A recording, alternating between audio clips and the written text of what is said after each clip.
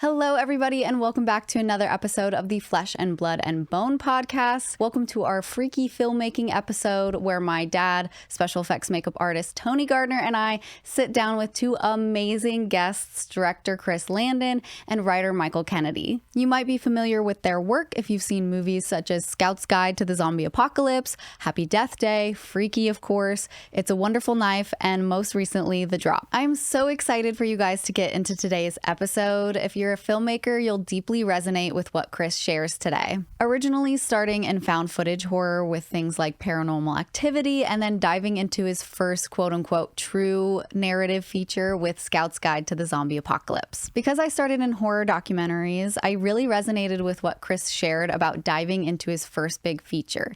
And if you're listening to this and think you're on the opposite side of the film spectrum and want to be on the other side in a different genre, you think the grass is greener somewhere else, you're going to want to listen to what Chris shares because you'll most likely resonate with it too. And today, Chris and Michael remind us that we need to live our lives because that's where creative serendipity does happen. There's a death scene in Freaky that's inspired by Michael's upbringing, what Chris noticed in the surrounding areas of where they were filming, as well as what probably the two of them thought was a sign from the universe of two crew members who are partaking in an activity that they put into the movie. And if you're writing a script where it's maybe hard to suspend disbelief, not only for your audience, but for yourself, you're going to want to listen to what Chris and Michael have to share because they share a quote that you are going to want to save in your pocket, and it is going to get you out of your head and stop spinning in circles. I do apologize, everybody, for the drop in audio quality for the last 30 minutes of the episode. We were having technical difficulties when filming. Maybe the building was haunted, but I appreciate you all bearing with me as I get my footing in the podcast realm. I included it because the last bit of the podcast gets very personal, and Chris and Michael both have brilliant and amazing things to share. I didn't mean to draw the conversation towards myself, but I've had a really difficult time getting through my first big narrative feature, and what they shared was exactly what I needed to hear and very motivational. And to have the privilege that I do to be in the room with the two of them and be listening to that, I wanted to include some of it for you guys as well, so that hopefully if it's something you need to hear to keep going, to be inspired or motivated, that it reaches you too. So enjoy our episode on freaky filmmaking.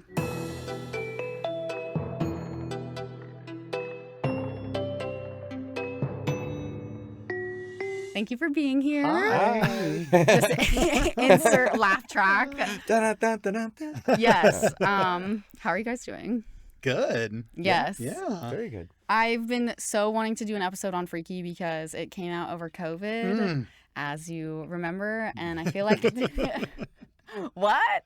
I feel like it didn't get enough flowers that it deserves. At the time, so now we can talk about it. Okay. Yeah. We agree. I agree with that. Yes. You guys have worked together on several projects now. Most recently is Hard Eyes. Am I correct in saying that? Correct. Yeah. Okay. Which was amazing. Super fun. And since then you've done The Drop, which was also very amazing. Thank you. And now I saw on your IMDb is Happy Death Day to Us. We hope. Really? Question mark. We hope. That'd be great. Yeah. How We're about a still crossover? Across. Freaky Oh, Death Day. we've heard of that one too. Boy. But Get all yeah, those blonde leads together and yeah, that's it. form a club. It's my Hitchcock era. That's great. Yeah, that's What did I text you one day? Totally freaky killer? No. We're Totally freaky. we're just trying to combine as many Happy Totally Death freaky movies as Death Day. possible. Pre-existing. Freaky Totally Death freaky Death Day. Day Eyes. Yeah. Yeah. Yeah. We'll see. Well, funnily, Totally Freaky Death Day is all Blumhouse. Wow. Oh, yeah. Yeah. It's possible. We can get You know, all the blondes. get all That the would be All blondes. the blondes Amazing. together. Yeah. We'll see. My first question is like how it came about to be. I know you originally had the script idea that you took to Chris. Yeah. Am I incorrect in saying? Okay. It's funny because it originates weirdly through him, but I didn't know him. That's fair. I was watching Happy Death Day. I was rewatching Happy Death Day one day, and it was like soon after my dad died. And that movie is really emotional. Like a lot of Chris's movies are surprisingly emotional, I think, to people when they see a Chris Landon movie for the first time. But there's a theme of death in that film, weirdly. And there was a lot of just remember Tree just having like I don't know, there's just a moment in that movie that really got me right after my dad died. And I found myself like literally bawling my eyes out while watching this scene. Wow. And I knew of Chris and knew of his story and about his dad and stuff like that. And I remember thinking like, I wonder if he's like channeling some of his own like grief here. Cause I was like kind of mired in grief at the time. So I was like, I should do the same thing. I should try to find like a way to channel this grief I had. Cause I have like a good relationship with my dad, but also complicated. A lot of stuff left unsaid when he died and stuff. So I was just trying to channel that. And then my immediate thought after that was like, okay, cool. So how do I rip off Happy Death Day? And literally Googled like 100 greatest comedies of all time and like just went through a list of comedies and was like, oh, Freaky Friday could be fun. And then I was like convinced it had already been made. Oh, so really? I Googled that forever and ever and then didn't find any evidence that a body swap slasher had been made. And then I kind of just woke up that night in the middle of the night and kind of had like an epiphany of like what the basic story would be about a girl saw somebody with a guy. And I like immediately thought of the Dola. And so like I have an email to myself like that day Oh, that's cool. at like 2 a.m. just That's so I really didn't cool. forget. Yeah. And then Chris and I met after that. He did my podcast at the time and we became buddies. And then one day I was having lunch with him and was like, oh, I'm getting ready to pitch this movie to Ryan Turk on Thursday. And he's like, what is it? And I was like, oh, it's like a body swap slasher. And he offered to help me get the pitch ready. Okay. And so the very next day, this man comes to my fucking 9 to 5 job at Family Guy, sits in my freaking office with me. And it was, I don't know if I've ever told you this, but I was so happy when you go, I don't want to hear your pitch. We're friends. That's weird. Let me just read your pages. And I was like, thank God I don't have to pitch this to him. So he just started reading my pages and I could hear him laughing. And Oh, that's great. he started doing his Chris things that I now know are Chris things, like picking his nails. And then he was pacing and started pitching all this amazing shit. And I just took a shot and said, do you want to do this with me? And he goes, yeah, actually I do. And I was like, holy shit. So I'll preface this by saying, like, I have never written a movie with someone else before. Oh, wow. Oh, before that point in time? Yeah, never. I was always a one-man band. I never worked with anyone. I wrote on one TV show for one season, and that was enough. No, I'm kidding. Actually, like, they were I played amazing. enough. I actually had it was a Great fun show. But yeah, so it was a like step out of my comfort zone. Like, this will be interesting, kind of of a moment. But I was so when I read the pages and even just the pitch, like the one liner, like First line on the top of it. I was like, how the fuck has this not existed yet? You know, Yeah. It was one of those moments. And I had a similar moment like when I came up with the idea for Disturbia. It was like, why hasn't this been done yet? And then I was Yeah. like, oh, wait, it has. Rear Window.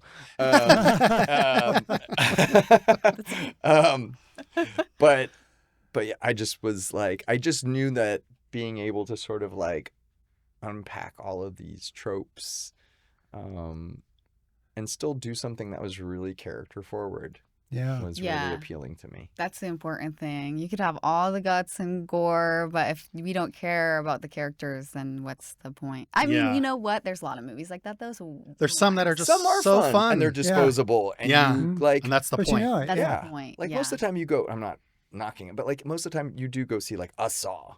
Not Yeah. necessarily for like Right. the complex characters, but like to No. watch people die horribly. Get their Right. head And it's twisted in a so 360 deeply direction. satisfying. Although then when your friend hosts a Saw marathon and you watch all 10 Saws in a day, you Oh have my to God. question How your do you life even- choices. I didn't. How do you sit through Wow. 10 I of didn't. them? I didn't. He did. They That's did. Who was it? impressive. Zoran Oh, for from Dead real? Meat. Yes. That's yeah. so crazy. They Wow, threw that's it. Guys, nuts. meth helps, you know? It's perfectly acceptable when you need it. That's really cool.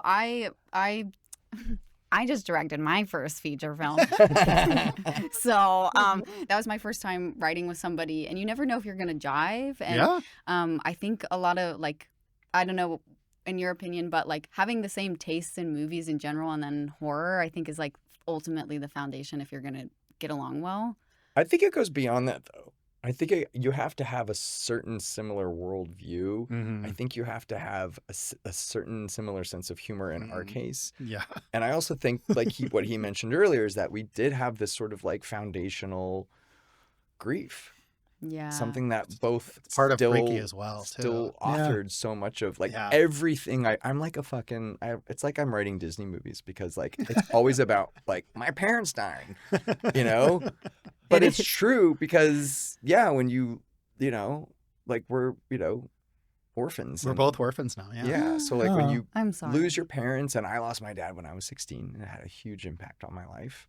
And so for me, because in lieu of traditional therapy, Right. I decided to monetize my grief. So smart. I was like, I'm gonna make money off being sad. that.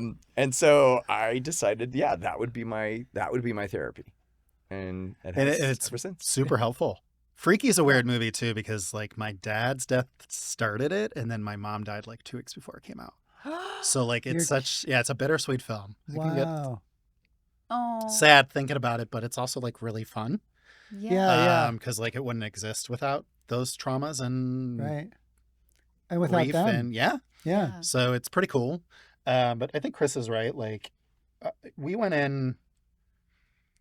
It was funny because like I was like, "Do you want to do this with me?" And he's like, "Yeah." And then I woke up the next day. I'll never forget this. I wake up, look at my phone, and I already have a text from him. And he's like, "Wake up, bitch! It's time to start working." It's like the first thing he texts me, and I was like, "Oh, this is slave gonna driver. be so fun."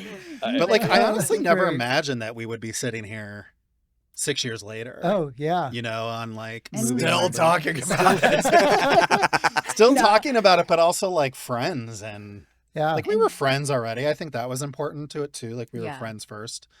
And But you have a very solid relationship. yeah. You know, Like it's we really, talk regularly outside of work and stuff. Yeah. Like Aw. bitch just took me out to That's dinner for great. my birthday on Sunday. When Sunday. was your birthday? My birthday was in August. It was but a Oh, month okay. ago, very delayed. so I'm not that good of a friend. Yeah. No, he lives in Santa Barbara. It's No, a that's scheduling hard. thing, and it was really wonderful. It was a wonderful dinner. well, And, mine was in September, so there's still time. Oh, yeah, Yeah. of course. Mine was- November is your Guys, birthday I don't mean to dinner. brag, but mine was last week. So Happy birthday. Happy thank birthday. you. Happy Death Day. But yeah, like we went into it, and I'm just glad it worked because it worked in a lot of ways. I remember him emailing me the day before the movie came out, and I don't know if you remember this, but you sent me a really sweet email being like, "This whole thing is great, but the friendship is the thing I love the most about this project." And I was like, "God Aw. damn, like I'm really lucky." Yeah. You know, like you don't Yeah. get that with everybody you work with. Especially in this industry. Yeah, You know. yeah, and it's we've stuck together for 6 years now.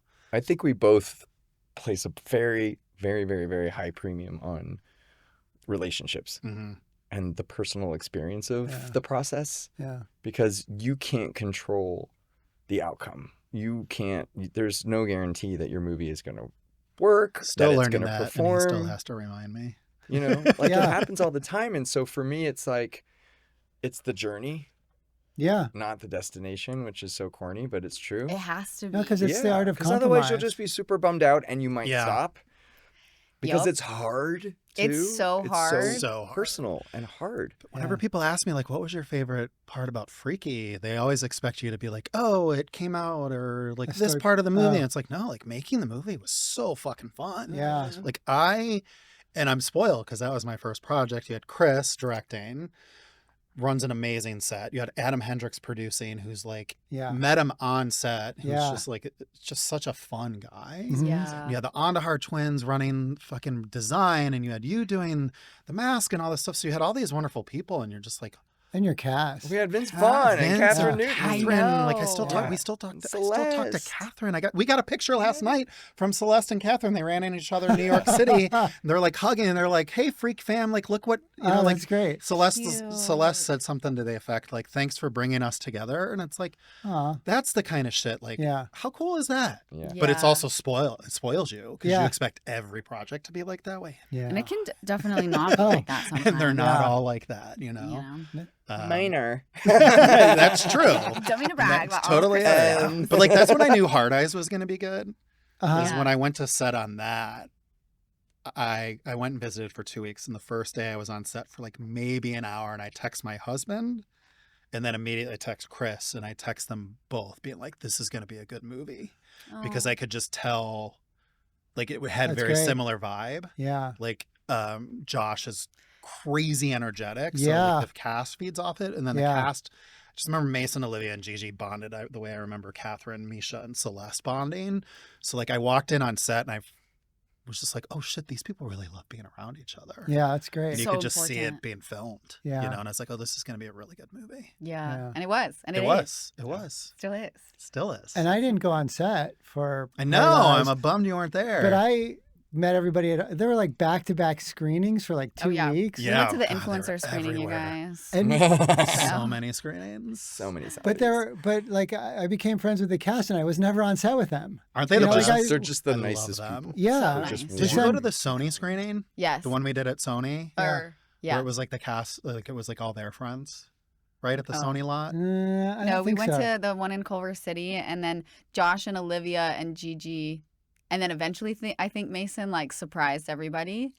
And then I went as Hard Eyes because nobody was like doing anything with the Oh, mask. that's so So I fun. They weren't asked my doing any dad promo. That's so if I good. could just like know, take the crazy. mask Like, and dress up. The best mask. And they were, Yeah. weren't She they wore it. gonna do something like how they had Ghostface Oh, is walking this- around towns and with Scream and they just didn't do it? Oh yeah, there was a discussion. They Yeah. They thought no one would know what it was or That's something. textbook like I don't stuff know. that happens, like where you like all these things are presented and then only half of them happen. Yeah. They're like, You're like, I remember that's cool. asking something. They're like, well, like Ghostface is, everyone knows who Ghostface is. I was like, but that's kind of an advantage. Yeah. Having a dude walk around a Hard Ice mask What is terrifying. it? I mean, that's the whole thing. That's the whole. It's like who is Darkman was the whole marketing campaign Yeah. for Darkman. Yeah. Wasn't You there know? that guy that walked around as a clown to promote his movie, and people were like, "There's this killer clown Is around." it for Yeah. Terrifier, maybe? No, it was like something much older. Katie's like, "I know it." Yeah. Off to the side. You can She's say like, it. She's Googling She's it. like, I gotta "Hang tell on." you. No, you can tell It was not Terrifier. Which one was? Gag. Oh, yes. And Yes. it was in England, right? It was in Oh, that's Wisconsin. Wisconsin. Wisconsin. That's which is right. like It's like- England. It's It's the a lot same like place. it's like It's England. the Yeah. adjacent. England of Exactly. The Yeah. We have Katie off to the side for those listening, and she also has a podcast with Fangoria called Katie Afraidy, so you should go check it out. Shameless plug. But back to Freaky. So that was your guys' kind of like coming together was Freaky. Mhm. But you two, my dad and Chris, had met earlier on a film called Scout's Guide to the Zombie Apocalypse. Just Right. a terrible fucking title. Well, the script title was Scouts versus Zombies. Yeah. Scouts versus Wait, Zombies. It's Who so- changed the title? The studio. Why? Because Exactly. because they were like, Yeah. we want to shove so many words into everyone's mouth. We so want the no one words can on the remember poster this to be title. Yeah. They this said the small. dyslexics If they ever are do a gonna have a marquee, field they day. wanted So to just kind of they go. the real answer that I got back in the day was that they had done like a focus group. Of course. They said they did a focus group and that the focus group decided that the title sounded like a bad bottom of the barrel Netflix movie, which maybe it did, but it was a lot easier to remember. Yeah. And it was more succinct and to the point. Yeah. and more fun. It's more a fun. great title. It was a Yeah. great title in the end. Yeah. And that was what I thought was so fun. It was like these two things that have no business being together. are Right. Together. What's that movie about? Scouts and zombies? Yes. That's Yes. like the Literally, easiest it's sell. Boy Yeah. ever. Scouts Apocalypse, fighting apparently, I don't know. zombies. Literally That's like it. the easiest It's explainable. very, very Yeah. clean. Very It's simple. crazy. Simple, Yeah. simple. Yeah, plot. and that was the first time you guys had worked together. Was it? It was our first. Yeah. Okay. What year was that? Oh, 2015 God. is when it came out. Thank you. So You're welcome. more like 2014. Let's just call it. So That makes over sense. 10 years at least. Yeah. So, Happy wow. 10-year My anniversary. longest relationship. No, Yeah. second. Wait, how many Um, movies have you guys? I'm going to interview them now. How many movies have you guys done together? We Scouts. Happy Death Day. Happy Death Day to you. Uh-huh. Freaky. Freaky. Freaky. Hard Hard Eyes. Eyes. Yeah. And that maybe five? Hard Eyes That's 2 Electric Boogaloo. Hard Eyes too. You never know. I'm just putting it out there. So wait, you said that Scouts versus Zombies. I'm still going to call it that because it's the only thing that It's makes better sense. to call Yeah. it that. Yeah. That was your hardest film or something? It was definitely the most like physically and mentally, I think, taxing There's a lot of stuff going experience on. of my Big scope. career. It was a big movie for what it was. I was admittedly still on the greener side as a director, and I had just come out of a long found footage Yes. sprint. Oh, right. That's right. yeah. And I had made back-to-back found footage movies, and I acquired a lot of, I wouldn't call them bad habits, but they were just habits that didn't fit sort of more traditional filmmaking. And so on one hand, I was really sort of adept and clever and crafty with like a lot of like improv and stuff like that. But when it came to sort of like a lot of the just general nuts and bolts of like, oh, I can shoot coverage again. I can do Yeah. like, it's different, there's going to be a score and things like that. So it just took some gear changing for me. But the movie, just from a logistics standpoint, it was, I think we shot the movie in the sort of greater LA area, which was, you'd think great, but we, for some reason, like every location I picked, my fault, was on the edge of what they call like the zone, The zone. right? And so it was all nights. I think we shot 40 nights. Oh, wow. That's a long day. It was a long days. one. Schedule. It was a long schedule. And so we would all go to work in bumper to bumper traffic for like sit in our cars for 2 hours to get to set. Then we'd shoot all night into the morning. And when the sun was coming up, we got back into our cars. We sat in bumper to bumper morning traffic to go home. God. And it got to the point where like I would repeatedly and open hand as hard as I could smack my own face to stay awake while I was driving myself home because I was gonna black out. Yeah. Because it's weird how like if you're really cruising, you actually can stay more awake. It was being in traffic and that constant lull of it all that was really getting to us. And we did have like people who were like getting into car accidents on our crew. So they finally started offering like hotel rooms and stuff for people because it was so dangerous. But like it was just a lot, like a ton of extras. Yeah. Like so many moving parts, a lot of complicated gags, really complicated set pieces. Big cast too, right? Yeah. An Yeah, I mean, ensemble. it was like a lot of people and a lot of really fun people. Like I got to work with Cloris Leachman. I was about to say. Oh, that was the best. Like that was the highlight of one of the highlights of my career because she was so fucking crazy Yeah. in all the best ways possible. And Yes. she was so cool. My favorite story is I was waiting for her to arrive on set the first day, and her daughter would bring her to set, and I was standing outside with Logan Miller, and we were talking, and he was in his like Boy Scout costume, and all of a sudden she pulls up, and she sees Logan, and she rolls her window down, and she leans out, and she goes, "I'm gonna eat your ass." That's all she said to him. Like first intro, it's because she does in the movie. Yeah. Like she eats his ass. She chomps Okay. his butt. Not in. If you haven't seen the movie, you should probably see the movie. It's but- not a So sexual it's way, a super guys. fun movie. but it was Yeah. a really I fun agree. movie. I It's a tried to super make fun an Amblin-y sort of Goonies type movie with a hard R, Yeah. with a lot Makes of sense. It feels gore. it feels like that and- way, but it's still and- tense. and a lot of TNA, which was also very awkward for me as a gay. Like it was so funny. Like there was so much tit in that movie, and I had to direct these women.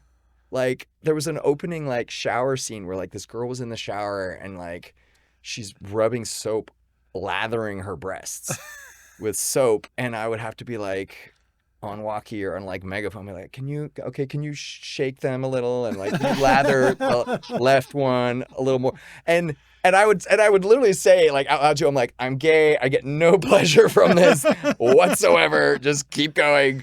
Very Like, clinical. it was very I'm thinking of the audience. very very strange. Oh my Very god. strange. And then you guys killed a lot of people. Oh my Yeah, God. You know? killed a lot of people. Pulled some penises off. Oh, that's right. My favorite sequence in the whole I movie. need to rewatch this. The best sequence in the whole movie. That guy. Oh my Oh god. my God, poor Ty Sheridan. Okay, Oh, we're gonna. right. I don't know if it's even something I can. Am I allowed to talk about that? I don't Penises? know. No, it's so much worse than that. So there's a scene in the movie where Ty Sheridan is trying to escape the second story of this house, and everyone else has jumped out of a window onto a trampoline and like jumped Right. over a fence to escape this zombie horde, and Ty is the last one out, but like he gets grabbed and he spins around and he reaches out because he starts falling backwards and he grabs this old zombie man's dick. Right. And so he's hanging backwards, like hanging on to this old zombie dick. But the gentleman who, because I handpicked all these sort of featured extras, if you will, I don't know, and picked this guy because he had this amazing face, just like the perfect face. But he was like incontinent. Anyways, we didn't know this, but he was wearing a diaper and had shit himself. Oh, God. When we were shooting the scene, and we could not. He was on a everybody. It was so tight and designed that we could not move anyone or anything, and so Ty had to hang on to this penis in front, and his face is like right there, and there was a fan on the other side of the guy just blowing the smell of hot poop in Ty's face for hours. And like Ty would just start to like gag sometimes. Did he get pink eye? He didn't get pink eye, but it was just a really, and I'm telling you, like, this movie, I don't mean to go off on a tangent, but I'm gonna go. But there were so many cursed things and a lot of them were my doing, and I'm like, and I apologize to every human being who worked on this movie. I wrote a scene in the movie that's set at a waste treatment plant. Well, you could like make any kind of weird plant look like a waste treatment plant. But I shot at a waste treatment plant, which if you've never been to one, it is the worst experience of your fucking life. Tell because when you drive by one. it smells so bad, and the wind would blow through set, and everyone would just be like, "Ah!" and like dying. And then to make matters worse, I am deathly afraid of spiders. Oh no. And the amount of spiders there is so shocking. Like when we drove up to it, there was like smoke coming out of the trees. And I was like, oh my God, the trees are on fire. What's going on? And it was bugs. Oh man. Plumes of bugs coming out of every tree on flies. And where there are flies, there are more spiders because it's like a buffet. So like you had to go to the porta potties to like pee and stuff. No, and you you don't. would go into the porta potty with a flashlight, and there would just be tons of them Chris's all nightmare. over the ceiling, coming down like, oh! I'm like trying to pee, and I'm trying to pee on them, and Oh like, my God. yeah, There's I was pee like- everywhere. it was terrifying. That's horrible. Yeah. I'm sorry I asked the question. Sorry, I you know. asked God. it. You asked it. It was a fucked up shoot. We had a really good time in some ways and a really bad time. Oh, one last thing, because everything in this movie was connected to body fluid and stuff coming out of human bodies. Our last sequence was shot in this very, very old hotel that had an indoor underground pool. Right. And we had our little video village in one area, and then where we could kind of be close to the pool, et cetera.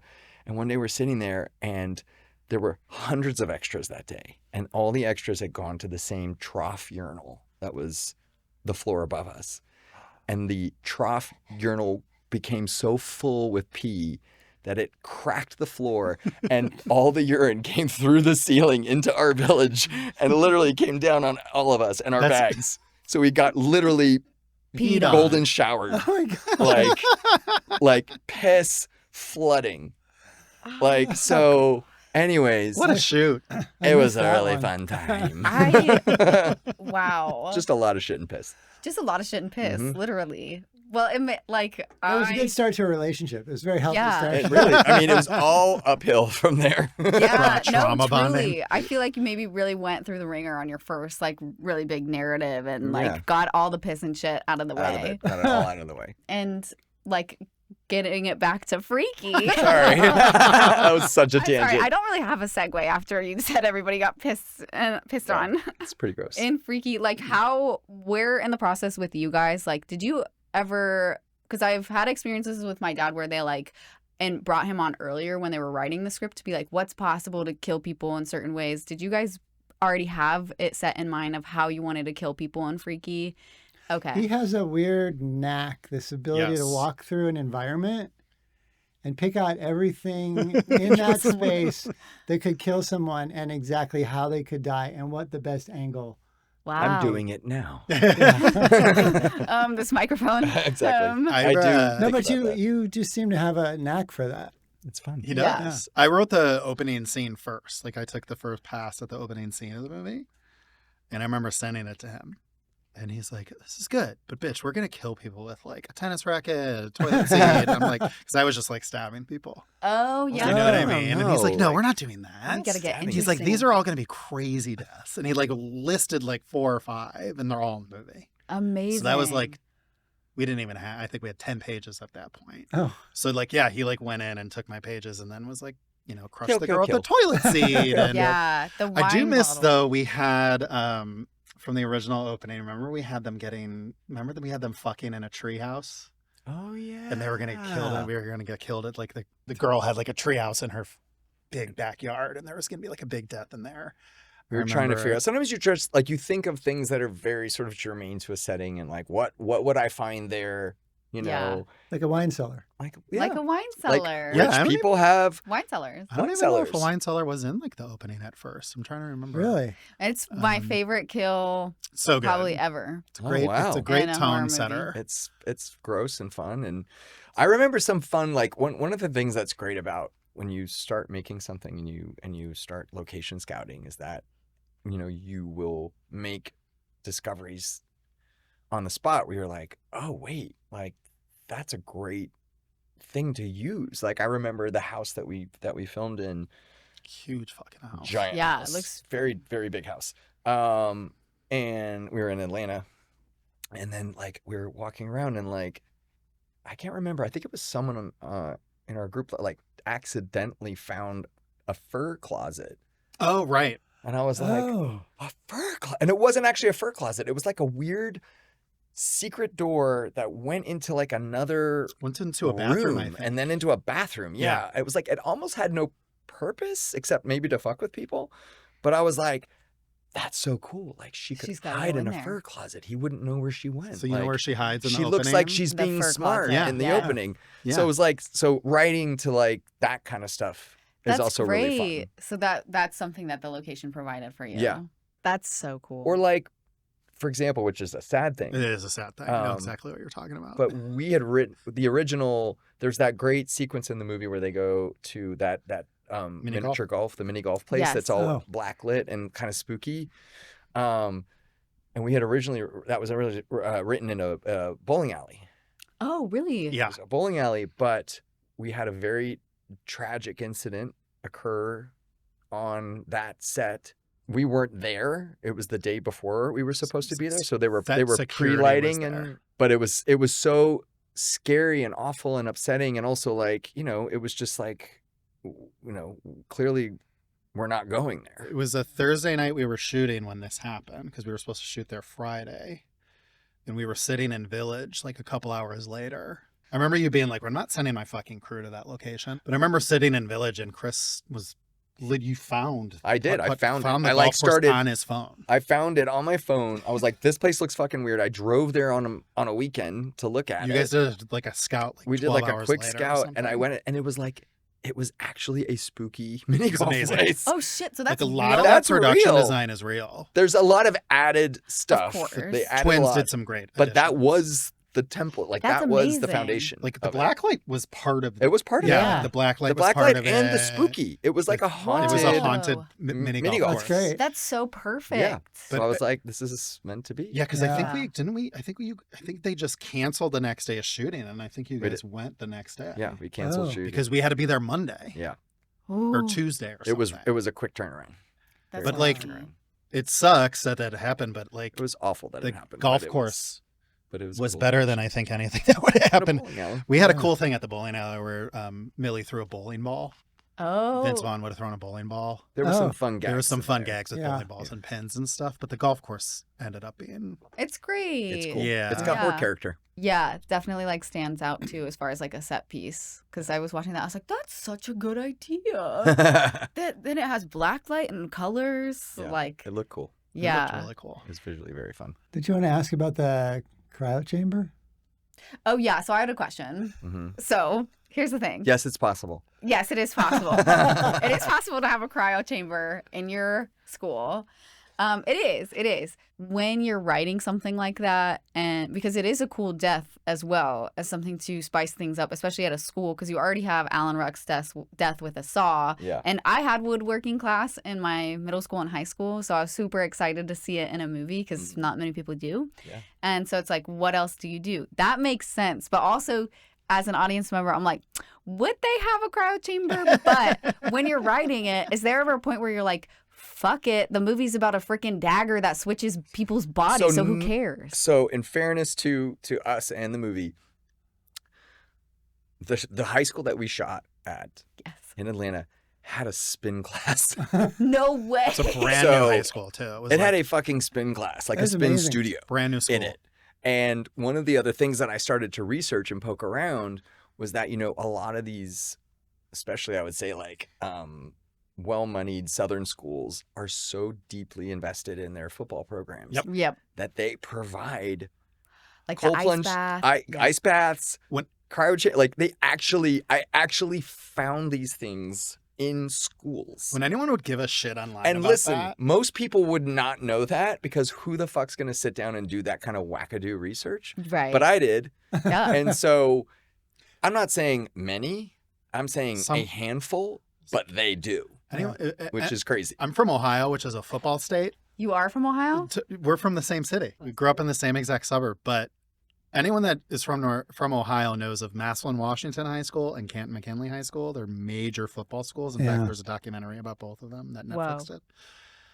When people would say on the internet, like, cryo chamber at this high school, I'm like, first of all, there's a 17-year-old woman in that 51-year-old man's body. So, like, get over the cryo chamber. But also, like Chris said, like, in Ohio and Texas are probably the two biggest football states. Those things are fucking They throw money at all everywhere. kinds of It's crazy shit for their crazy. programs. So anyways, it's a little bit of a, but it's also not. So There's a fun story there too, because we had the Ryler. Her death was in that locker room, but I remember we had a placeholder in the script when Chris went down to shoot or went to prep. And we traded. Remember, we would talk constantly, like, what are we going to kill her with? We need to kill her with something cool. because it was going to be like a flag pole or skis or something. Okay. javelin at some point. Like, we were trying to think of things in a locker room Mhm. that you could kill her with coolly, Right. essentially. The Anahar twins, every Sunday when you guys were in prep, they would go to fucking cryo chambers. Yeah. For This real. cryo chamber place, he calls me one day and pitches the death. And I'm like, oh my God, this is brilliant. But also, like, I was so, Brilliant. I remember, like, it was Jason 10, right? Was it? Yeah, the head smash, That was one Yeah. of my favorite kills of all time. amazing kill. Like, when that girl gets her Liquid grabbed by the nitrogen. back, and she pushes her head into the liquid nitrogen and smashes her head on the counter. And Yeah, I was it's like, oh my pretty God, rad. like, that's fucking great. Like, so it was a little bit of a love letter homage to that death, too, as well. Yeah. And look, I'm not hating on the cryo Oh, chamber. no, you're right to, like, No, point it out. to question it, but also it's like I think like for me sometimes when we were shooting my feature we shot in Ohio though. Oh, you did? Yes, Cool. in freaking Butler, Ohio. Okay, near Middle of nowhere. Dayton there. There were some times where I would get so caught up on like what was real versus not, and I had a hard time of like suspension of disbelief for myself because the circumstances of the movie are not reality anyways. Right. So like it's interesting to hear about I mean, how no, you it's a process fair, that. it's, you know, what's interesting about it is that, like, you do have to, even when you're peddling in the sort of world of fantasy, it only works if you are still following a certain kind of list of rules and logic. Like, you can't just upend everything. You can't throw the book out because then there is no investment, because the whole time the audience is taken out of the movie questioning that choice. Right. And so, as a general rule, Mm-hmm. I think we try to stay pretty as close to reality as you can while also kind of doing this other stuff. And the cryo chamber, I think, is an example of, like, is it common? No. Is it possible? Yes. And so it's when something is just not fucking possible where you're like, come on, guys. Like, we Yeah. all know this thing. Like, Yeah. why are you presenting something like, I As if could we use a freaking few think that, examples, yeah. but I feel like it would be Yeah. belittling. Yeah. But No. it's just one of those things that, like, you still have to try and, like, keep the shit real. Yeah. And I feel like you two especially like know the rule book so well that you're like you know how to break the rules when you do, if you are. And that's also a tone thing, too. You know what I mean? Like, Yes. there's a difference between, like, for example, you know, when I made Drop. Like, Drop is a movie that is infinitely more serious and more sort of grounded in reality.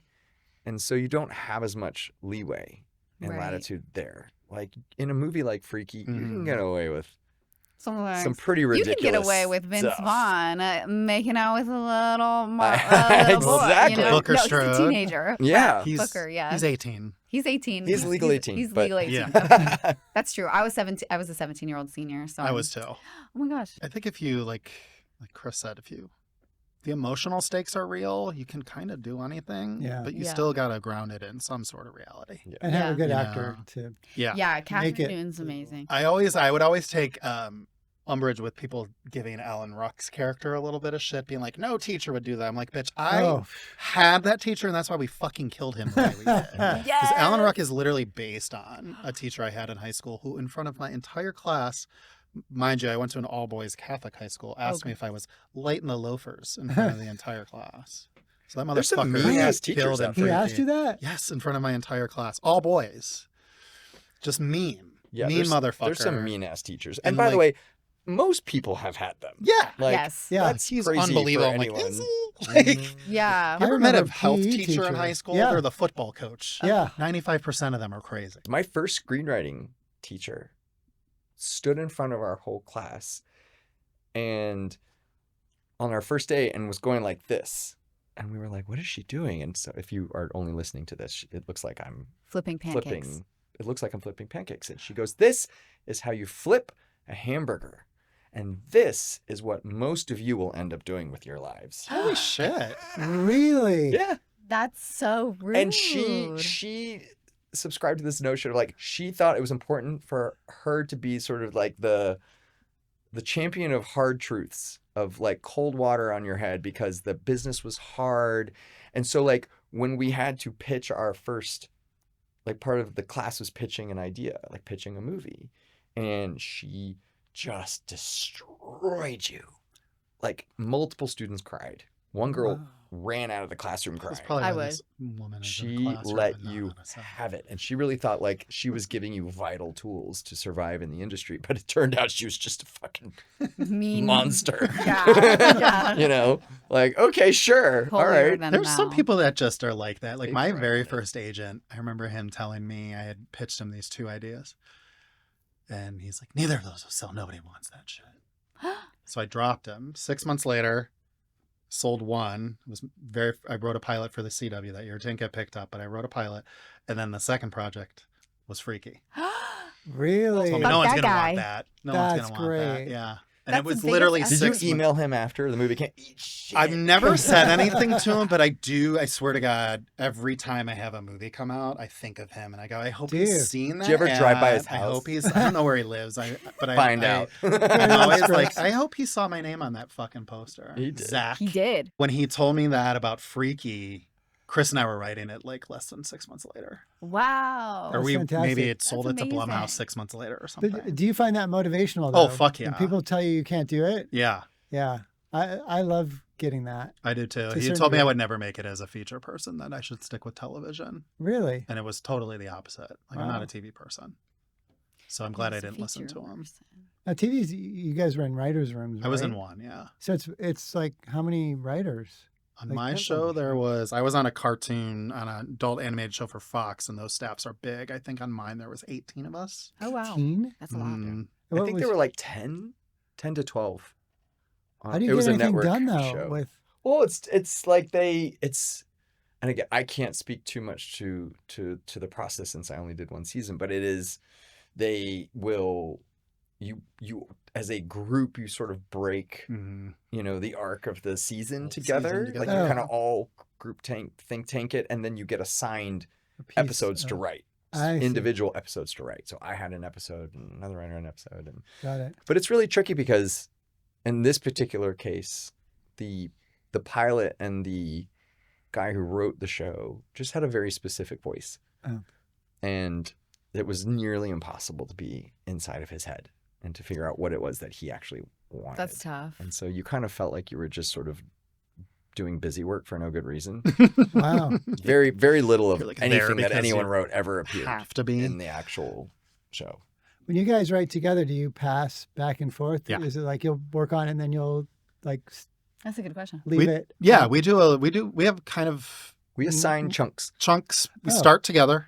Uh-huh. So like if we're out like in the outline phase, we do most of that face to face. Like we get like when we do work together at the same time, very rarely.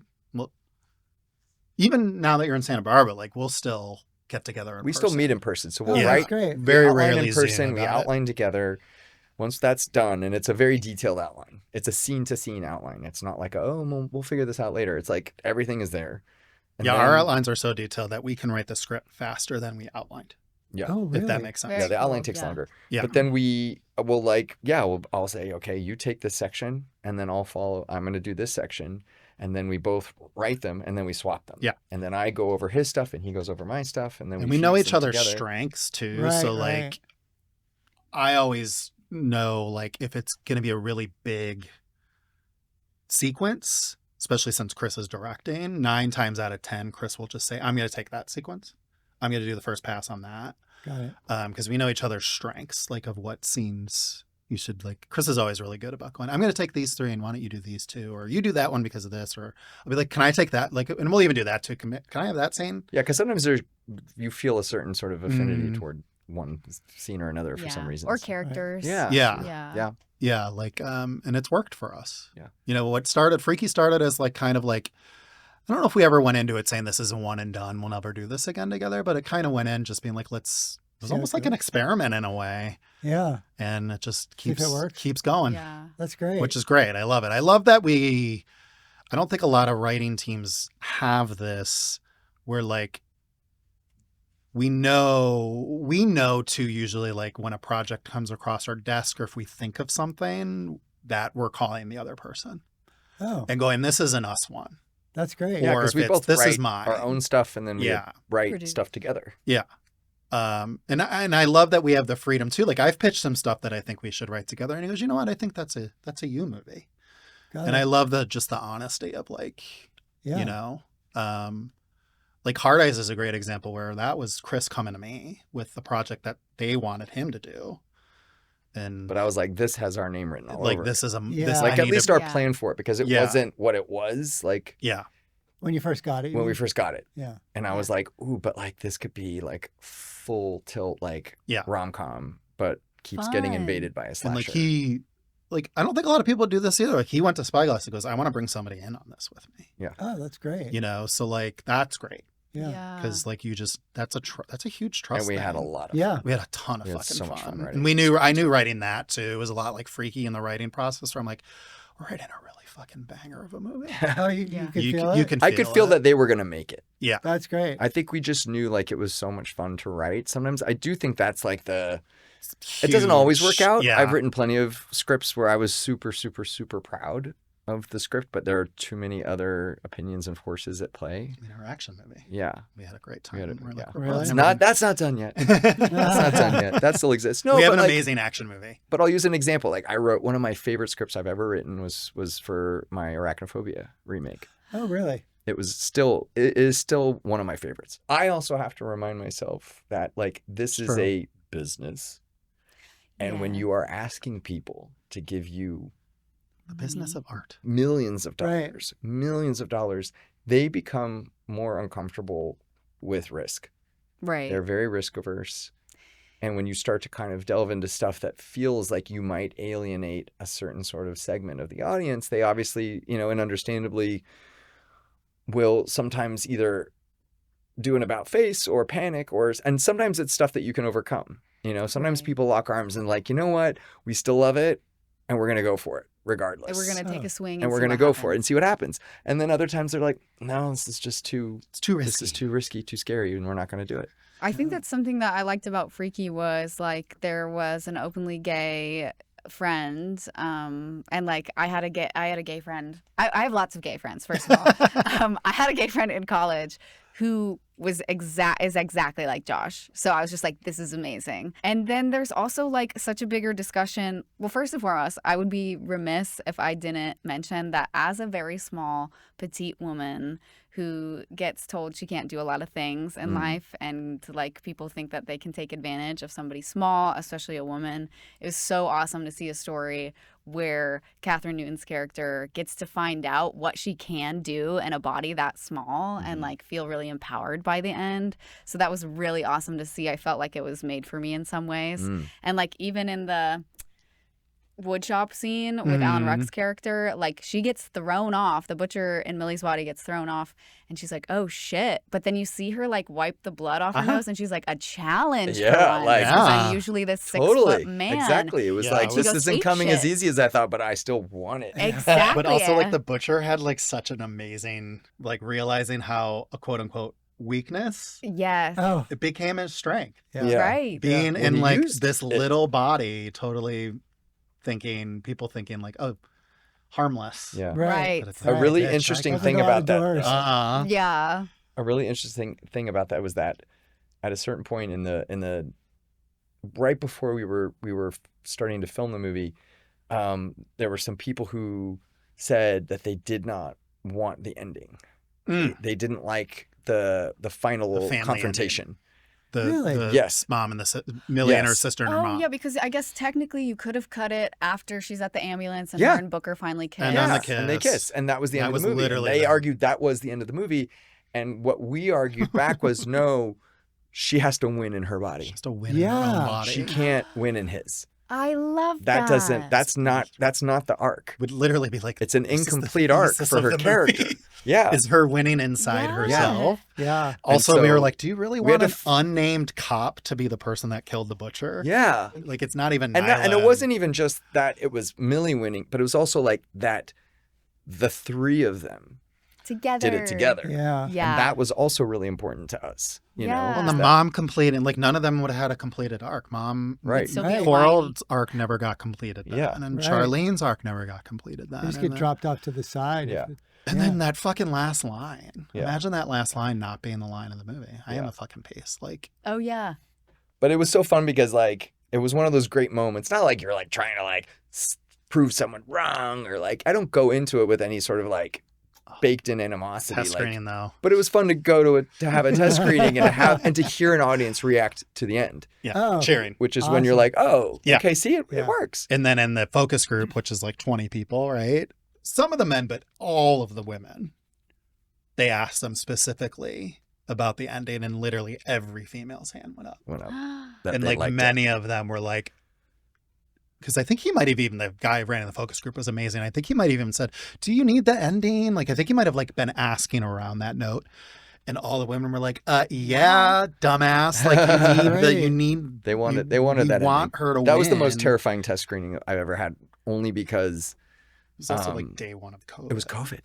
Oh, Like shit. it was Shit. right. California it was locked down the next It was day. the day before we locked down, and so there was this Thursday the palpable 12th, I think. energy in the March? room of like, are we risking our lives going to a Oh. test screening? And so it was so tense, and no one was masked. Like, no, we weren't there yet. That hadn't Right. started, but everyone knew that it was almost like Something weird. everyone knew that there happening. was this Yeah. like tsunami coming. Well, also Yeah. that same day, Newsom had made what you call it when a state does this, but he had said no more than 200 people in a room. Oh, right. So like it We was were like right a under that. 400 seat theater. We had 198 I And, think, like, people. But also at the test screening, your target audience is like 18 to 24, Yeah. right? No parent was letting their 18-year-old kids. So like our test screen, they literally had to let everybody into the test screening because there wasn't people to We pick and barely choose had from. enough. So they barely had enough. And I'm gonna say this because it's been 6 years, but like our test scores were hilarious because it was women 18 to 24, men 18 to 24, and men 24 and above, or I forget how the numbers are, all were in the 80s and 90s. And then women over 35 gave us like a 29. You're kidding. And they Wait. were the biggest group, Oh, which normally in a no. test screening they wouldn't be Right. in that kind of test Wow. We screening. still walked out with a We really still good walked out with we like still an walked out 80. with a really good score. Yeah, like but Great. we but isn't definitely it had- hilarious that like Yeah. and then That's wild. 2 days later this whole state was shut down. Yeah. And that was sort of the full circle, like this sort of the bittersweet sort of end of the Yeah, movie. 35 You know what I mean? or That something. we Yeah. didn't get Score. to, that we never got You to. got it that far, and then it. We just never got to really to. Yeah. It never got its fair. Full theater its release. full theatrical, because it would have obviously Would have been a pre-COVID. huge hit. It would have Yes. been, at least it would have been a really fun movie to go see in a theater with a Oh, With for crowd. people, sure. with a just the crowd. first 5 minutes alone. I can't speak to whether it would have 100% been a hit or not, I think but I know that think so. I know that confident. people would have had a really good time. when Yeah. we saw it at Beyond Fest, Beyond Fest programmed it. Not that Part long of ago, Beyond Fest, but it was part of a Chris Landon The retrospective Yeah. which made me feel really fucking old. when Drop Yeah. came out, Yeah. and it was the first time seeing it with An audience. an audience like fully I was there. done, and Yeah. it was so fucking Yeah. fun. It was great. Yeah, he was just talking about that. That was his first time to see it with people. Yeah. I actually it's- left that screening like kind of bummed. honestly, because it went so well, and I was like, What could have been? what could have been? I was like, But walked out of them's the that and I'm breaks. in the car, and Brian's like, wasn't that so fun? I was like, I'm so bummed. We would be making like Freaky 4 right now. Yeah. Well, who knows? Like, I feel Well, like you could just people- remake it now. Yeah. I wish Jason would give it some Well, Freaky Friday got its sort of deserving thing. of Of, you know, he Decades later. Exactly. But Yeah. you guys, know. look, in time, you know. never who's know, to guys. say? You never know Black how. Phone 2. Black Yeah. Phone 2 is coming out. We're all going to see We're all that going to see tonight. that in a when couple we're hours. recording this. So Yeah. it's like, why You not never Freaky know. 2? Maybe. Who Well, because knows? I was even watching it last night, and like when Millie's in the ambulance and she goes, "Oh, I just hope no one ever gets a hold of that thing again." And she's talking about the knife, and I'm like, "Ooh, are we talking about a sequel? I mean, Like potentially?" not going to say anything, but we know where we would start. Do you? Yeah. You can't say anything, No. can you? But No. Catherine Newton would be there. Oh, she would. I She's think the the cool best. thing is like our ideas for any follow up, it doesn't require them to be like 19. Oh, that's awesome. That's great. You know, like Catherine could be 35 or 60. That's great. Yeah. When you I'll be wrote dead it, when she's. when you wrote it, did you have people in mind when you were writing? We had Catherine in mind for sure. Did we you? had Catherine. Yeah. We really had Catherine and And Vince. Vince. We really, Really? did. Yeah. Yeah. I remember him telling me, he's like, I want both. Be lucky if I get one. We're probably going to get neither.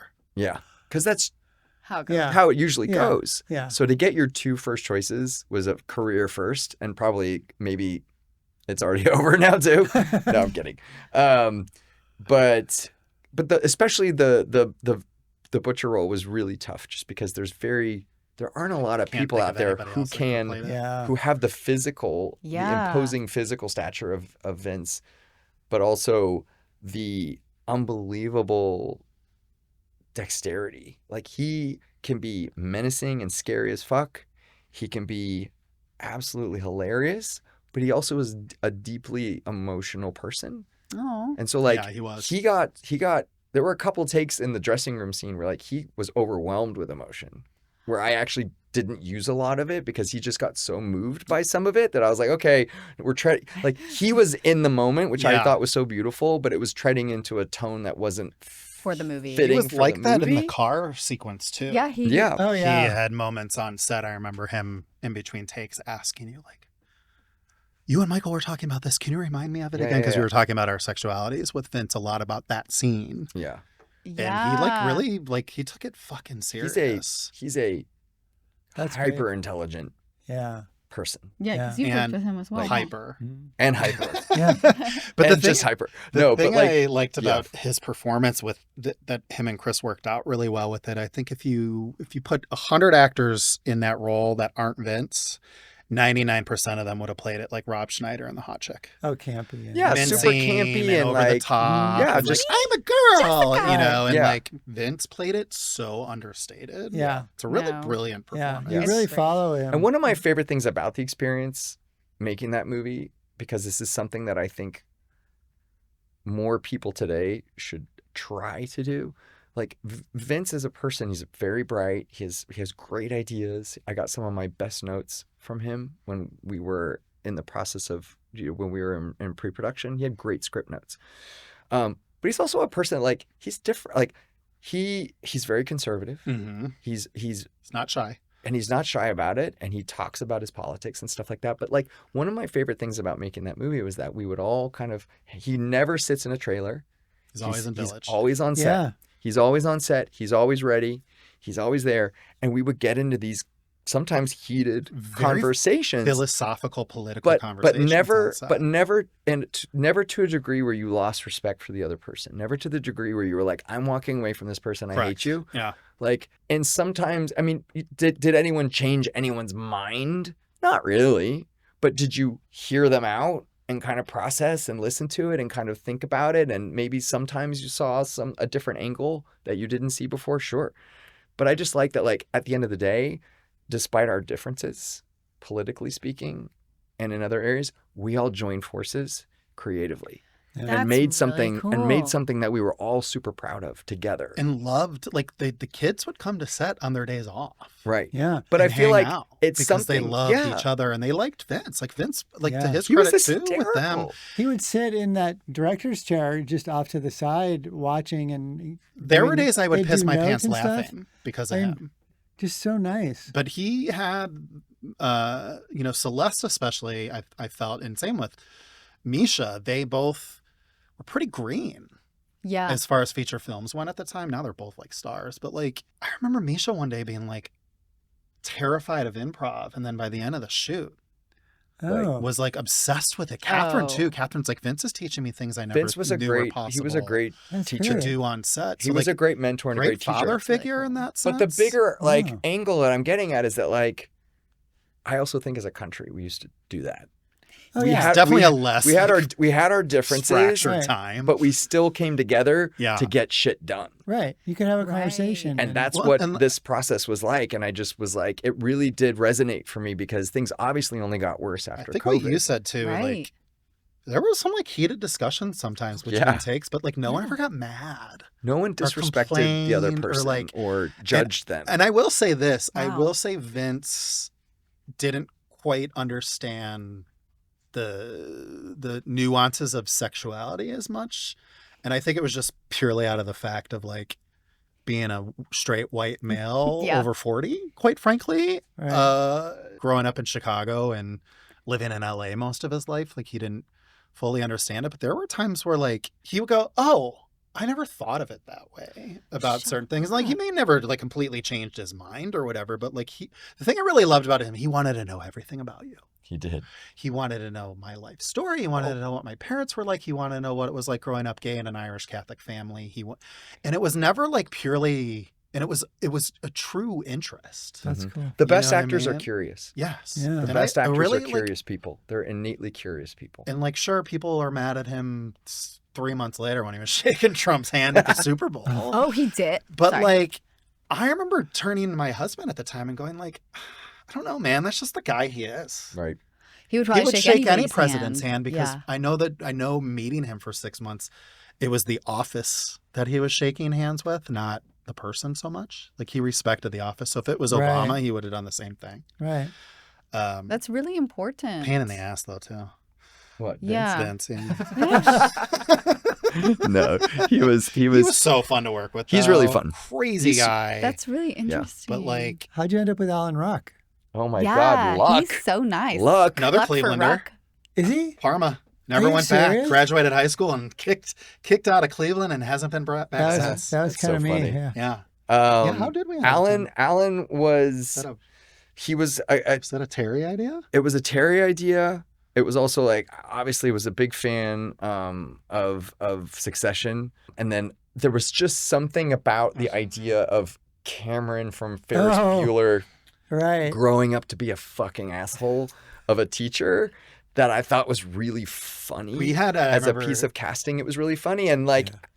Alan is none of the things he is on Yeah. screen like that. Oh, like yeah. he's super kind. So Yeah. he was only there like 3 days, but it was so wonderful. He was to be amazing. with him, the nicest guy. I remember you and I had a conversation about it because some of the casting ideas for that character were so obvious. Yeah. Oh, really? It was like anyone you know who seems like a dick in real life or plays a dick in everything they're in. Right. Yeah. And But like he someone had got suggested brought- like Jane Lynch at one point, oh, which really? was love funny, Jane But it was like Sue it's Sylvester. so on the nose. Yes. Like Glee. she's Yeah. done She already that. did Like I that. know She's doing her. Glee again. She's amazing. Yeah. Yeah. But she doesn't even want to do that. But Yeah. I remember he Like- got brought up in our conversation. Yeah. And we were like, oh, that's really He was interesting. great. He was just like So unexpected. Oh, he's Yeah. such it a was dick. just he's 'Cause- amazing though. And he Yeah. would like throw that fucking book down, He was- and then you'd yell cut, loved and he'd be it. like, was that okay? Yeah. Aww. Because he's so nice. Hi, everybody. It's me here to remind you that this is where the audio in the podcast does drop into lower quality. I do apologize, but keep listening. You're going to want to hear what Chris and Michael have to share about their struggles. And it's so fascinating how Happy Death Day and Freaky came to be despite all odds, and advice to keep going. And if you're having a hard time listening to this, be sure to check out our YouTube channel where you can listen with closed captions. Thank you. We had so much fun with Alan, though, because we got to work with him at the shop and do Yeah. live casting, get to know him, and we really liked him. Mm-hmm. And then And then, and then And then we get to go saw him in half. But you But I guys mean, did that in one take? Or was that two? We did 2. there were a couple of different versions though, Yeah. because there was the sawing in half that was the full body. That The full was. body one, I think, was the first take because I remember the leg getting stuck Oh on yeah, the table, and then you ended up using it. Yeah. It looked so cool. Right. it looked more awkward. Yeah, more it real. looked more real. Yeah, Just worked. yeah. But then when we were in the gym, and the walls were black for the close-ups of the Saw. head Yeah, going yeah, into yeah, the saw, Oh, and that's right. and it was the real blade The actual going, blade, yeah. and we're like, "Where's all the blood going?" Because we couldn't see Yeah. any spray, and then somebody turned on a room light, Yeah. and the whole room was fogged red because the blood was vaporizing Totally vaporized. off of the speed of the wheel. Yeah. Did Guy? we kill him? We killed him pretty early in the shoot, right? It was our Like first second week it was or our something, first like first real it kill. was our first main location. But I remember that high that was school. my first set experience. I remember Oh, being really? there just being like, "What the fuck is this? Like, this That's is so we're being cool. paid to do this right now." Like, I remember the first take, the blood just flew. Oh yeah. Yeah. Flew up into the ceiling and everyone disappeared. started clapping. And then you see, like, I remember I was taking video for my husband, and I'm like, there's like just dying, being like filming and doing voiceover for him. Like, there's 6 dudes cleaning blood. That's their job right now. They're cleaning blood. But then Just, they're like, also like, couldn't guys, can you believe we it. get paid to clean up Yeah, blood? I couldn't believe, like, Yeah. And then there were guys like, how the fuck are we gonna get the blood off the ceiling? yeah, and then there's like the 30 feet high. guys that have been around forever being like, how the fuck are we gonna clean all Yeah. this? How are we gonna do this, like, Locations. in editing and Yeah, yeah. I learned a good trick. What was it, Dad? Shaving cream. Shaving cream Oh, helps yeah. get blood off Shaving of cream the is surfaces a of things. miracle. It's a miracle. Yes. Wonder. Yeah, just fun fact. Yeah. And you had what, 35 days? On that movie? No. Yeah. Yo, 30? I read that and I was like, no way. No. We had 30 days. I think we ended up at 32. 32, 33. 32. Like I had to beg, steal, and borrow for those extra days because we were never gonna make it. I mean, No. we shot Happy Death Day in 25. Really? Which is crazy. That I was a did- really ambitious Wow. movie to shoot. in 25 Yeah, that's a days. lot. I think. Hard Eyes 'cause- had 35.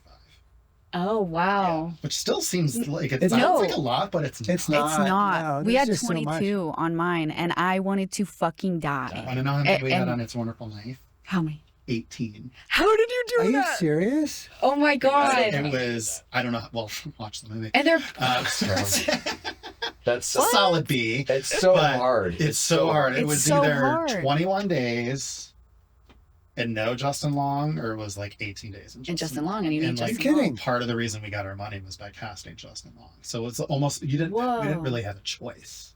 No. You know what I Justin? mean? No, it wasn't No, I'm just him. kidding. It's- His schedule? it's Shudder. Oh. Like, you need a name in this role. Did they Wow. kind of leave you guys alone on Freaky? Like other than very much so. Yeah. Very much so. Do you think? That's one of my favorite things about That experience. Blumhouse. Blumhouse in general. I would say, as an outsider looking in of the Blumhouse world, where one hopes, if they love horror, to make it someday. Yeah. How is that experience like with them as a production company and like in general? I mean, I've been working with Keep going back, right? Yeah, Yeah, I've been there's working with must them be a for a reason. long, long time. I've done many movies with Jason. Obviously, we started with Paranormal. By the way, Paranormal Activity 2 is one of my favorite movies ever. I saw it in the theater, and I was like in middle school at the time, and it rocked So good. my That's world. amazing. Paranormal 3. Yes, but I like the second one. Paranormal 3 is the fan kill, right? Yeah. Or the fan moment. The Yeah. fan cam. Yeah, that's pretty cool. That's That was pretty badass. that sequence. So I mean, it's a great creative environment because you are given autonomy for the most part. Like there's noting and there's stuff that happens in prep, you know? Yeah. Where and there's a lot of back and forth, you know, but at least they never force a bad thing down your throat. They never force you to do something you don't want to great. do. You Yeah. have to fit it in the budget. Yeah. That's the box. challenge. I remember seeing emails being like totally blown away, being like Cooper would send notes, and at the bottom and you go, and as always, Christopher, because he always calls him Christopher. As always, Christopher, do what you wish, or Yeah, like, take it or leave it. take the ones that you like, or whatever. So it's nice, which is a great. Yeah. It's a very empowering thing. You're more inclined to actually do a note if you aren't being forced And they had some to good do a notes on note, the movie. which is kind of a funny reverse psychology thing. Yeah. But It yeah, totally is. but it is like a That's great though. duck season, rabbit season. They had some good Um, notes on the movie, though. They did. They had some good Yeah. notes and some good ideas, and also like you are in control of your shoot. They don't like hover over you and tell you what you're doing wrong. In fact, They look at dailies, they check stuff out. Yeah.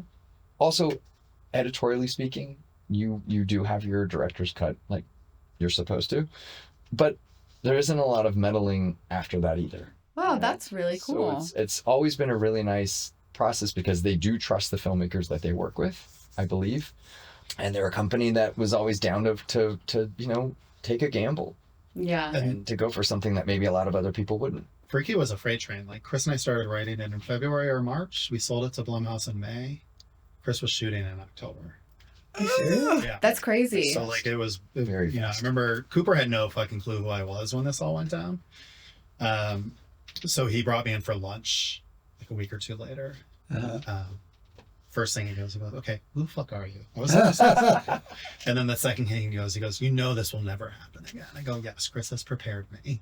Because it's like so... Just the speed of it. Just the speed Oh, of it. like- I was literally like, what? buying Because the it deal that we and going, made, it's the greenlit. deal that we made with them Right. was because we could have taken the script to other buyers, and so to sort of make it work, they said, if we're putting a clock on this deal, like we're offering you a green light now. Yeah. So Oh, if you let us Don't let if you anyone let us see do it. this, Oh. we'll make it right away. Okay. You'll start production on Tomorrow. Monday. We Oh my literally we sent the script on a Thursday, basically going. I weirdly had a podcast relationship with them at the time, so I knew Ryan Turk really well. Chris, of course, with Cooper and Jason. So we both were like, we both decided like they need to get first dibs. Like we need to give them a little Right. bit of a cheat on this, and so we gave it to them Thursday. Going, it's going to go to everybody else Monday. We had an offer Friday night. Yeah, Friday. Our night. deal Really? closed Saturday. Yeah. And then the movie was greenlit. Yeah, that is never freaking happening That's again. so That's exciting. crazy. Thursday It's night very they fast. read. Thursday night Cooper and Ryan read, I remember, because Turk was texting me being like, holy shit, where did this come from? And then Blum was texting him Friday because he was reading the script. 'Cause And I they remember you sending me a screen grab of him going, the kiss in all caps. Yeah, Because Booker and Oh, yeah. Millie's kiss. he was losing it. Over And that. then we had an official offer Friday, and then I went to a movie Saturday night, and when I came out of the movie, my deal had closed. You're But they're kidding. lean. I mean, like that was the beauty of it too. And it's a little bit different now. Yeah. We had to close it. Like it wasn't just accept our offer; we had to close it before Monday. Yeah. But then our kickoff meeting was Friday, the following Friday. That's like, So we were at the. But Happy House Death Day was offices. like that too. Happy Death Day was Happy Death Day was unique because it was a project that had Sat for a while, right? sat forever. Yeah. It was a movie that I had started on as a writer only. I was hired to rewrite that movie forever ago, and then it just sat on a shelf for like 5 years, 6 years, because they never made it. They just didn't make it. Was it Blum or was it a different place? It was a different place. It was a whole different company that had Yeah, gone, Blumhouse had come wasn't and gone. around. Like the company didn't even exist anymore.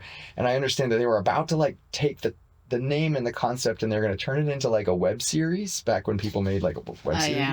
So we're going to be millionaire makers. And I was having lunch with the producer, Angela Mancuso, and she said, it's such a shame we never got to make, back then it was called Half to Death. She was like, it's such a shame we never got to make Half to Death. And I went, oh my God, I completely forgot. And so I like dug up the script and I sat there and I read it because I hadn't even read the script Right, in so you're like, long, "Is but this I read the okay?" script and I was like, this is so fun. And so I sent it to Jason, just like, hey, I wrote this script and it's so good and it's such a bummer. Like, we never made it. What do you think? And he read it and then he called me back and he was like, greenlit. You're kidding. And that's my God. I didn't so know that. yeah. So Sad Dormant Forever was greenlit in an instant. That's crazy. Instant. never give up, kids. Yeah. It's crazy what It was come back. it was Yeah. crazy. So you can't give up on your work, even when you think it's So I'm still convinced our action movies. Good. I think I needed to personally hear that. it's true. It is It's true. so By the hard. way, I've been doing this for fucking ever.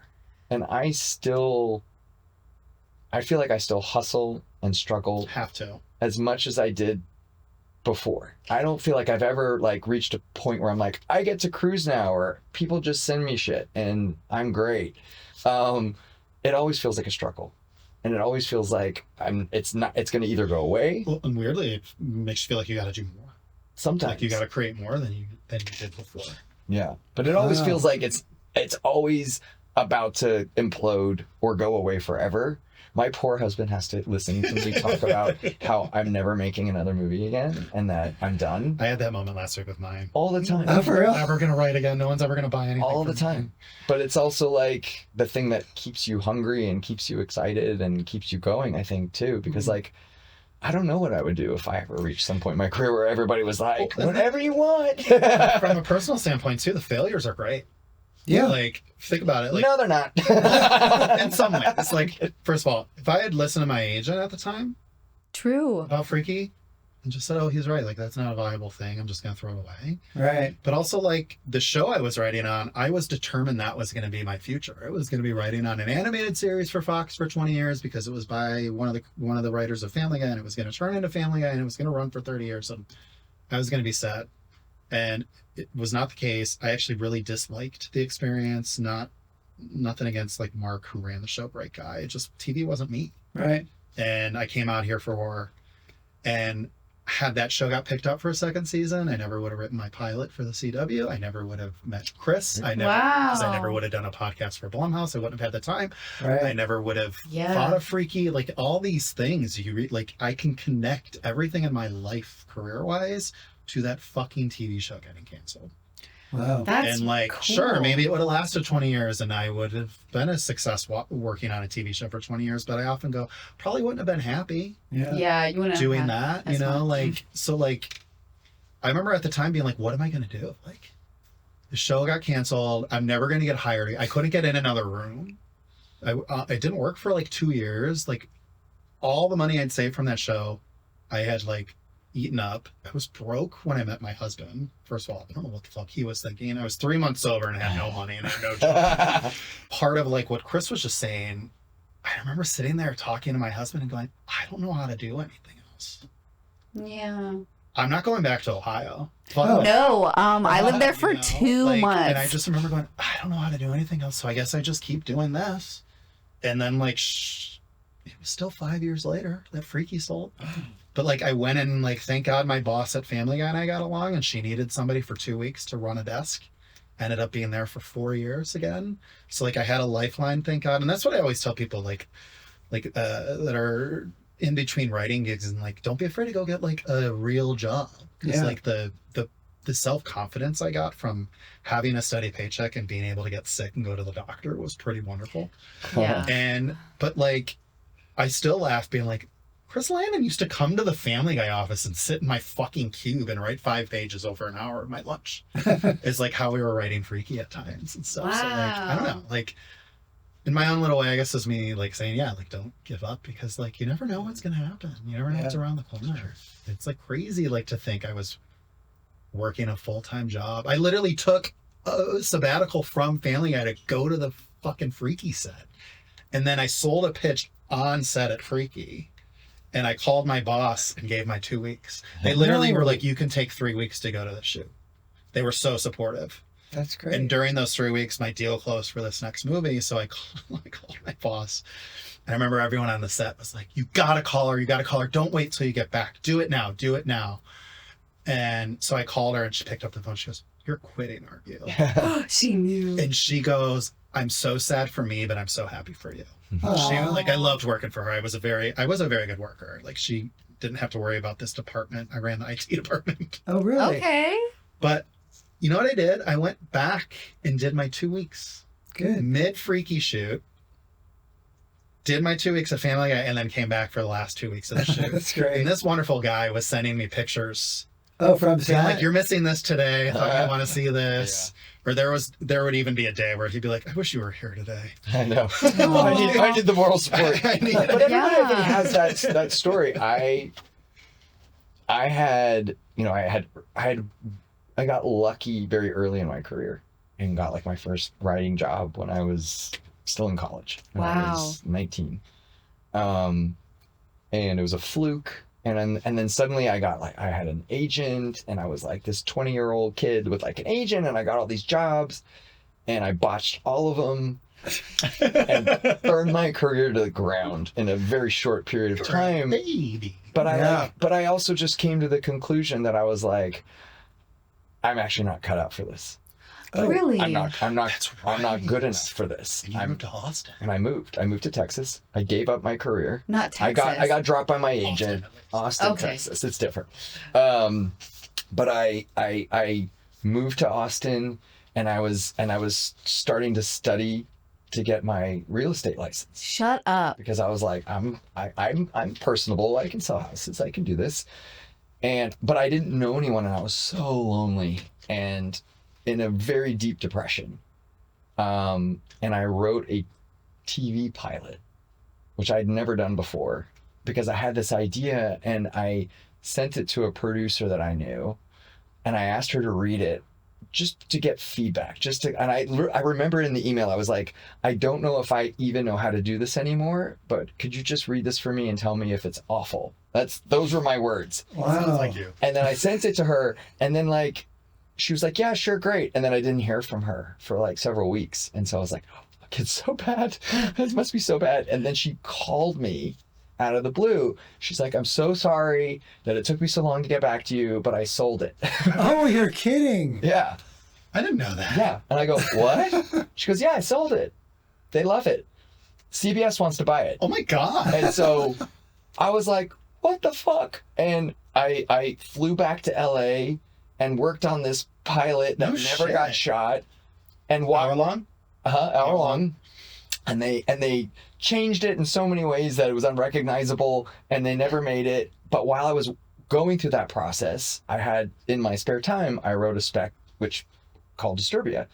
No kidding. Really? And so, but here's the best part, and this is the icing on the cake, which is I went from someone who had given up completely. I did not believe in myself at all. I thought I was a total failure. And I was depressed and heartbroken. And then many years later, I was standing on a stage at South by Southwest in Austin, Texas, getting to tell the story about how I wrote that pilot there, and how the city and its energy also did save me, because it was such a film-loving community that it inspired me to start writing again. Was this And at so I the just- drop premiere? At the premiere Oh, of South by that's so Southwest. cool. Oh my And so it was such a God. cool, and I was overcome with emotion thinking about it, not on that stage because I was too nervous and I thought I was going to throw up, but when I got there, it really hit me that I was like, Wow. I thought I'd never get to do this, and I'm now at South by with my own movie, and it was pretty So cool. cool. Isn't it? So That's- you never know. And you looked great. Those photos were wonderful. That's the important thing. And but it's just a, it's just a reminder that like you're just gonna get fucking beat down Yeah. Things hard take sometimes. like in ways that take you a never long imagined. time. Yeah, Too. Like I think the time thing a lot is of what people I'm don't- starting to people learn. expect it's to, not like, it's not every. They do. We're also conditioned. We're all such an immediate Yeah. culture. Yes. I mean, we're the Amazon culture, I know. and so we think everything is you think overnight and everything's everything. 2-day delivery.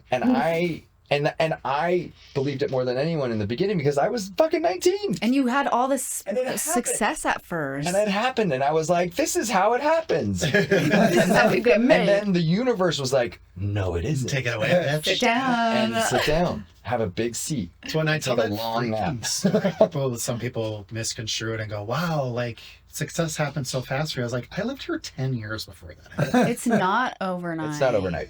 Freaky came about quick Right. in the sense that like And it's as its own thing. as its own thing, but it took 10 years of learning and It's a process. unlearning Yeah. and Wow. having confidence. And I still don't have confidence. Like I'm still learning I that. feel like a lot of artists don't, though. The more I talk Ever. to people and really get to know them, Imposter syndrome, but this Yeah. current administration should tell you that that's not real. Yeah. It's not. But also, like, you also, apart from the not being an overnight success, you also have to grow accustomed to and somehow manage the impossible, which is build enough of a thick skin so that you don't give up, but also keep yourself vulnerable and open emotionally so that you can keep doing the work properly. Because Hollywood will give it to you and take it away, and give it to you and take it away your whole career. Oh And my- that's the other reality that And you live that's with. still one of the ways I make decisions.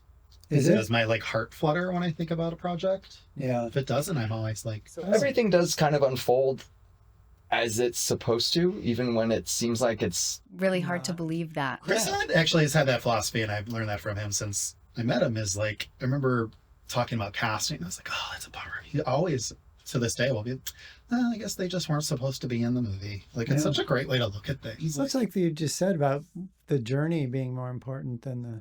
Hell yeah. Yeah. That's kind of the same thing, really. Yeah. Sure.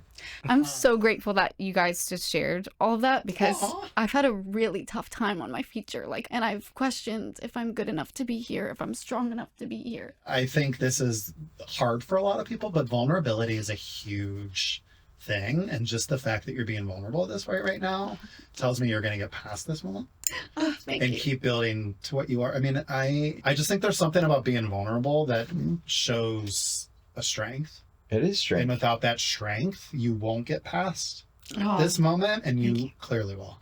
oh my God. Thanks, guys. You've already gotten past it. You just don't know it. That's what he keeps saying. But that's also the other thing too, is that like the pain is part of the journey. Yeah, Yeah. unfortunately. It didn't feel painful. You don't love it. That's Yeah. true. The pain is reminding you that you love it. And know that like it's just the beginning. Oh, but also I'm like, can I do this for you? Yes. You Absolutely. can't, because it won't always be like that. That's so true. Chris It has heard can't, this. it's not possible for it to always be like that. But what you, the only thing you should do is take all the valuable shit you learned and bring it with you and leave all the other shit behind.